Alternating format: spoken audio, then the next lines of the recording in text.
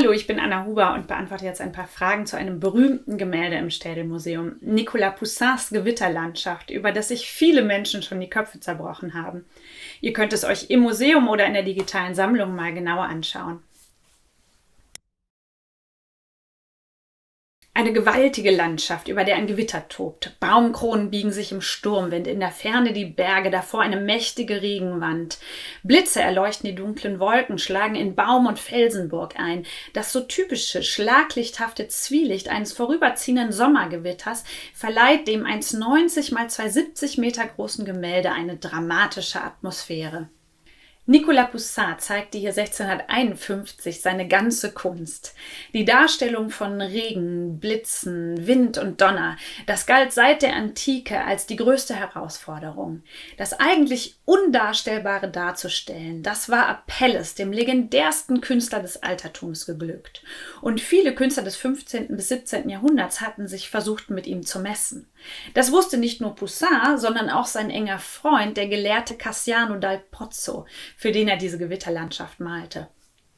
Die Figuren im Bild sind zwar klein, aber ihre in leuchtenden Primärfarben Rot, Blau und Gelb gehaltenen Gewänder ziehen unweigerlich unsere Blicke auf sich. Flüchtend in der weiten Landschaft unterstreichen sie den Eindruck der Wucht des Unwetters.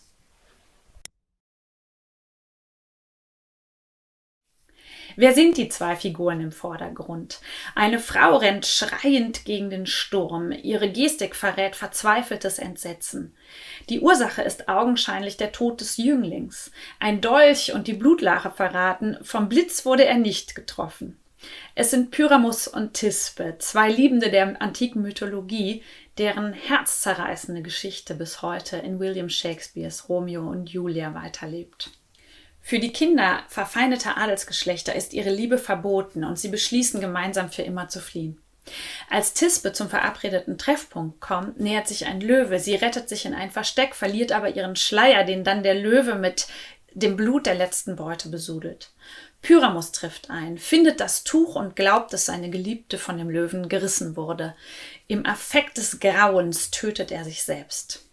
Poussin hält den tragischen Moment fest, in dem Thisbe zum Treffpunkt zurückkehrt und ihr Schicksal erkennen muss. Wie vom Blitz getroffen, nimmt sie sich neben dem Geliebten das Leben. Die Dramatik der Geschichte, die berstenden Affekte der Hauptfiguren, die spiegelt Poussin in der Gewitterlandschaft. Diese wirkmächtige Verbindung von mythologischer Erzählung und Landschaftsmalerei, die war Mitte des 17. Jahrhunderts neu.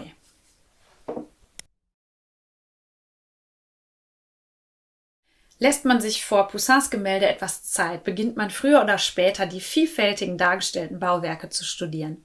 In der seltsamen Ruine im Hintergrund könnte man die Überreste des Turmbaus zu Babel erkennen.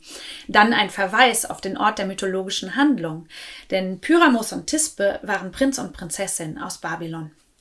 Die Bauten am Rande des Sees, die führen von Tempeln über das Amphitheater Elemente der klassischen Architektur vor Augen. Genau dafür war der erste Besitzer des Gemäldes, Cassiano dal Pozzo, Experte. In Poussins Wahlheimat Rom studierte er die antike Zivilisation und verwaltete eine riesige Sammlung architektonischer Abbildungen. Die detailverliebte Wiedergabe der Bauten, aber auch der Naturerscheinungen, wie beispielsweise der Blitze, machen Poussins Gemälde zu einem wissenden Bild. Nach der Vorstellung des 17. Jahrhunderts sollten Gemälde als Wissens- und Gedächtnisspeicher dienen, aber dem Betrachter vor allem eines bringen: bleibende Erkenntnisse.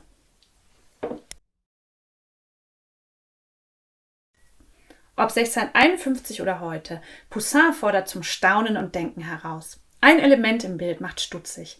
Der See im Zentrum der Landschaft liegt ruhig und spiegelnd da. Warum hat Poussin das Wasser nicht aufgewühlt im Unwetter gezeigt? Was wollte der Künstler hier vermitteln? Fest steht, der glatte See bildet einen Gegensatz zu den nicht zu bändigenden Naturgewalten. Das Gewitter, der angreifende Löwe, die letztlich tödlichen Emotionen der Liebenden. Windstilles Wasser, das kann in Anlehnung an Konzepte antiker Philosophie für Gelassenheit und Seelenruhe stehen. So betrachtet wird Poussins Gewitterlandschaft heute besonders relevant.